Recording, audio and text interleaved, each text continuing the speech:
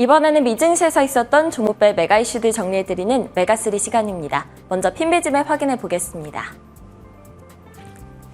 간밤 뉴욕 증시는 일제히 하락 마감했습니다. 미국의 깜짝 3분기 급성장에도 불구하고 빅테크주들이 급락을 하면서 하락세가 이어져 오고 있는데요. 섹터별로 흐름을 살펴보면 빅테크주들이 포함된 기술 섹터와 커뮤니케이션 섹터, 임의소비재 sek터의 낙폭이 2%가량으로 가장 컸고요. 부동산 섹터와 소재 섹터, 유틸리티 섹터가 올랐습니다. 종목별로 살펴보면 장마감 후 실적을 발표한 아마존은 호실적에 간밤에는 1% 넘게 하락했지만 시간외로는 급등세를 나타내고 있고요. 마찬가지로 장마감 후에 실적 발표한 인텔은 실적이 예상치를 상회하면서 시간외로 급등세를 나타내고 있습니다. 전날 클라우드 실적에 대한 실망에 9% 이상 하락했던 알파벳의 주가는 2.6%가량 하락했고요. 전날 장마감 후 실적을 발표한 메타는 시장 예상치를 웃도는 실적을 내놨지만 주가는 3.7% 하락했습니다. IBM도 예상치를 웃돈 실적을 내놨고 주가는 4.9% 올랐고요. 포드의 주가는 회사와 전미 자동차 노조가 6주째 이어진 파업을 끝내기 위한 잠정 합의에 도달했다는 소식에도 1.65%가량 하락했고 실적 미스에 시간외로도 급락세를 나타내는 중입니다. 그럼 오늘의 메가3 확인해 보겠습니다. 먼저 빅테크주들 소식 살펴볼 예정인데요. 호실적 발표한 아마존 그리고 메타 플랫폼즈 소식 먼저 전해드리고요. 다음으로는 마스터카드의 실적 내용, 마지막으로는 포드 실적 내용과 파업 종료 예정 소식 정리해드리겠습니다. 먼저 장마감 후 조금 전에 실적 발표한 아마존부터 보겠습니다. 아마존은 호실적을 발표하고 시간외에서 급등세를 나타내고 있습니다.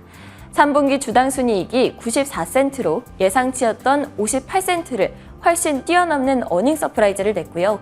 매출은 1,431억 달러로 예상치인 1,414억 달러를 상회했습니다. 광고 매출은 131억 달러로 예상치였던 116억 달러를 넘어섰는데요. 클라우드 서비스인 아마존 웹 서비스, AWS의 매출은 231억 달러로 예상치였던 232억 달러를 하회했습니다. 아마존은 4분기 매출은 1,600억에서 1,670억 달러로 전망을 했는데요.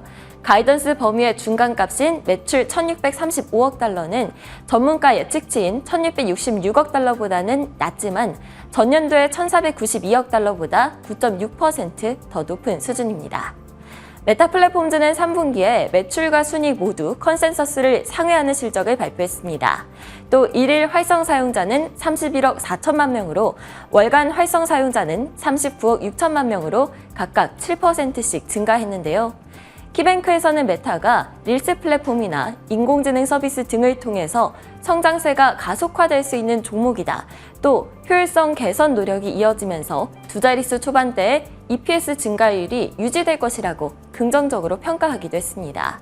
하지만 호실적과 월가의 긍정적인 평가에도 불구하고 주가는 3.7% 빠졌는데요. 중동 지역 불확실성으로 4분기 매출 가이던스를 확대를 하고 광고 매출이 둔화할 가능성을 경고한 것이 우려를 산 것으로 풀이됩니다. 다만 월가에서는 4분기 매출 가이던스가 넓은 범위로 제시가 된 점은 주의 신호이기는 하지만 24년 성장세는 견고할 것이라는 분석도 나옵니다. 한편 알파벳은 전날 클라우드 실적에 대한 실망으로 9%가량 하락한 바가 있는데요.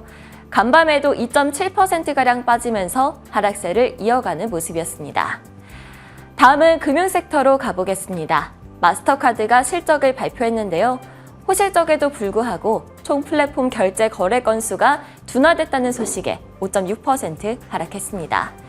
지난 3분기 주당 순이익은 3.39달러를 기록해서 예상치였던 3.21달러를 상회했고요.